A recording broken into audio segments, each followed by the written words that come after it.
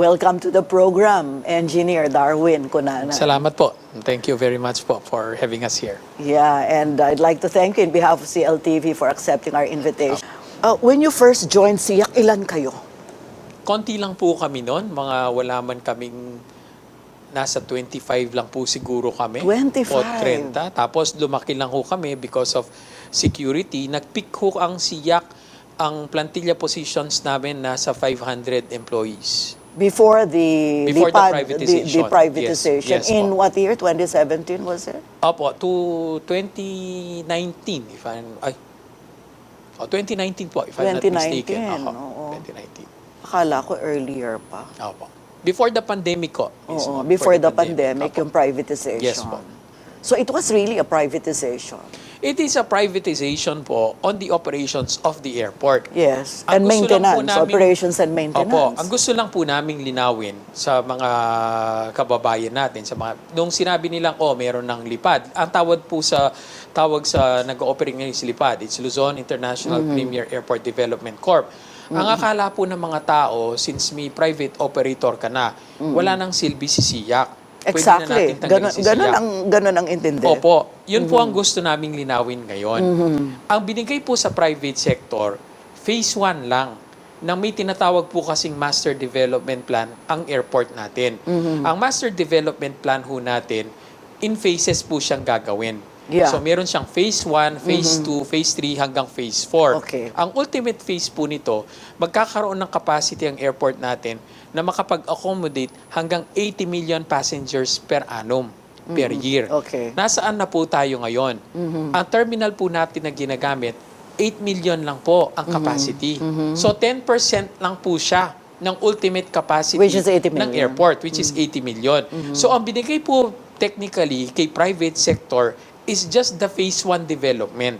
So si SIAC, siya po magdi-develop ngayon ng phase 2, phase 3, and the ultimate phase. Yun po ang trabaho ng gobyerno. Yan ang trabaho ng airport authority. Pero may isisingit akong question sa'yo. Opo. Hindi ko kasi gusto ko lang malaman talaga sa'yo. Kung ikaw ba, yung personal opinion mo lang, ikaw ba nag-agree doon sa idea ng privatization?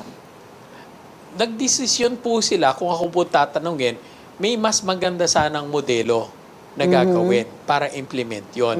Pero sabi nga po, nandyan na yan, we have to make do with what we have, tapos ayusin na lang natin to make sure na pagkatapos po nito, masundan natin, ma-improve natin yung phase 2, magawa natin yung phase 3, hanggang sa ultimate phase ng airport development. Yeah, so of course, parang gusto ko lang balikan because syempre, pioneer ka di ba? So kung pioneer ka, nakita mo lahat ng stages ng development. Ang gusto lang po naming ipaabot, no? Pinrivatize po si SIAC, si airport operation, hindi po dahil palugi siya. Nung na-privatize po kami, that was the peak. Doon po kami umabot ng hanggang 4 million passengers in 1 year. Yeah, I remember that because I interviewed the then president, Alex Caugiran. Opo, napuno po namin yung terminal capacity namin. Yung iba po kasing mga kumpanya, pina-privatize nila kung nalulugi, hindi na kumikita, na kailangan na nating i-repackage yung kumpanya. Hindi po yun yung sitwasyon. O kailangan ng kapital. Tama po. Oo. Yung lang pong gusto naming linawin, nung pin-privatize po kami, hindi po kami pababa. Paangat po ang SIAC. So, ginagagawa po namin na maigi yung trabaho namin. We were able to reach the maximum peak of our terminal capacity during that time. So, we reached the 4 million mark. Unfortunately po, nagkaroon din ng pandemya, nawala yung mga ibang flights natin. So, ngayon, nasa recovery stage ulit tayo. Yeah, now that you are president, do you think that was a good decision, the privatization? It was a decision that we have to follow po But was it a good decision? From your point of view? In my point of view po, na ako po naniniwala na ginagawa yung mga bagay, may mga dahilan kung bakit sila nangyayari. May mas maganda nga po sanang modelo na gawin sila. What was that model, may I ask? Nung sinasabi po namin noon, sana ginaya na lang nila yung sa Mactan Cebu. Yung sa Mactan Cebu kasi binigay lang po is terminal. So wala po silang tinatawag na airside, walang runway, walang other areas. Dito po kasi Just the terminal. Opo, binigyan po kasi dito ng project land na halos mga 700 hectares na kasama yung terminal, kasama yung runway, kasama yung mga taxiway at ibang facilities. Kasi ang sinasabi po namin, multi-terminal airport si Clark. Kasi baka sa hinaharap, magkaroon tayo ng konting conflict dyan kung nagmamanage ng runway mo is one concessionaire at hindi naman siya mag-ooperate ng mga future terminals. Yeah. How many personnel do you have now after Ngayon the po, ang 2019? naiwan sa amin is 129. What happened to Kaka-approve, the others? nilipat po namin sa lipad. So, So, dinisolve po yung mga position nila sa korporasyon, pero ang agreement is i-absorb po sila ng, ng lipad, yung mga empleyado natin. So, majority naman po, inabsorb ni lipad. Yung iba po, they opted to retire na hindi na lumipat with lipad. Okay. What is your what exactly is your role when it comes to lipad? Dati po, wala. Kasi po, ang nagpirma ng kontrata is our parent company, si BCDA, Basis Conversion Development Authority. Hindi po sinama si SIAC. Hindi po kami kasali for reasons na hanggang ngayon pinagtataka namin bakit. Ang kinagandahan lang po ngayon, noong November 2022, the Department of Transportation, binigyan po kami ng oversight function over lipad operations. So, dinelegate po kami ni DOTR na kami yung mag-oversee to be their representative to make sure that the airport is run in accordance with international standards and national rules and regulations. Na yung tinatawag nating ICAO standards, yung International Civil Aviation Organization. Ito ho yung sinusundan natin sa lahat ng airports worldwide. Tapos yung rules and regulations ng ating CAAP. But this is a belated decision, no? Opo. It should have been done earlier, di ba? Opo. Oo. Hinihingi po namin ito during the last administration pero ayaw pong ibigay sa amin. Nire-request po namin sa kanila pero hindi po pinagbigyan si SIAC. Pero ngayon pong administrasyon na to, so nakita po nila talaga kung ano yung magiging role ni SIAC sa airport development. Kasi kami po yung airport authority eh. Si SIAC ang airport authority. Pagdating po kasi ng concerns ng national government, halimbawa po, may congressional hearing. Hindi naman po papatawag ng Congress ang private sector representative.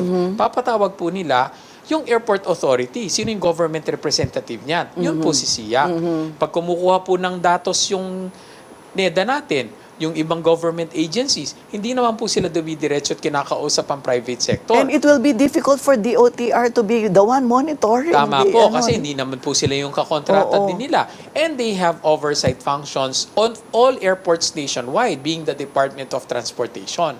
So, ang ginawa po ni DOTR, since ang chairman ng board po namin is Secretary Bautista, ang Secretary ng Department of Transportation. He was formerly president of Philippine Airlines, so po. he Tama would po. know, he would understand. Opo, kaya binigyan po kami ngayon ng oversight function. So ngayon po, sinisiguro ni SIAC that Lipad is running the airport in accordance with ICAO and national rules and regulations. And what grade would you give Lipad? Maayos naman po ngayon yung communication namin kasi dati po, nung maumpisa yung privatization, talagang wala po kaming komunikasyon. Hindi po I can imagine. Hindi po kami pinapansin noon ng lipad dahil hindi nga po kami yung kakontrata nila. Hindi kami kasama sa tinatawag nilang concession agreement. But now, with the directive of the Department of Transportation, so we're working closely with Lipad now. Sabi ko nga po sa mga tao namin sa SIAC, we have to help Lipad succeed. If they fail, how do we go to phase 2? How do we go to phase 3? So we have to make sure now that Lipad succeeds in the phase 1 development of this master development plan para ma-accelerate natin ngayon yung phase 2, phase 3 development ng airport natin. If Lipad is in charge of the airport, what other areas of the complex are you in charge of? Anong klaseng Marami pa po. Ang binigay po kay, ang sabi ko nga po kanina, ang area namin is 2,367 hectares.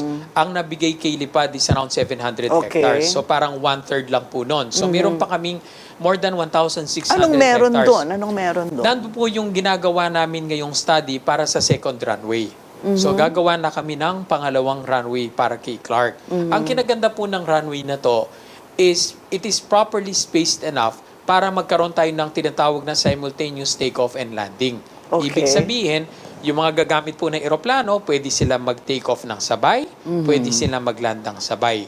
Hindi po natin magagawa yan sa kasalukuyang airport natin sa Manila kasi ang runway po natin doon nakakross. Nag-i-intersect sila. Unlike dito ho, pinaghiwalay natin. Sa regulasyon ho ng ICAO, bago ka makagawa ng dalawang runway na independent operation, dapat mapaghiwalay mo sila by 1,095 meters, 1 kilometro. Okay. Dito sa Clark, dahil meron po tayong lupa, meron tayong enough area, hiniwalay po namin sila by 2 kilometers. Oo. Kasi sa isang airport complex po, ang pinaka-prime na property are those areas in between the runway system. Kung nasaan yung terminal, nasaan yung commercial complex. So yun yung ma-maximize natin. Kung gusto mong mapakinabangan ng husto yun, ilayo mo yung dalawang runway mo. Kasi ang dami po nagsasabi, ba't di mo na lang idikit yan na ganyan? Nagsasayang ka po ng espasyo. Nagsasayang ka ng mga lupa na pwede mong gamitin for other purposes, commercial purposes, logistics, aviation support, na pag hiniwalay mo yung runway mo, kasi yun po yung prime property, mas marami ka po magagawa doon.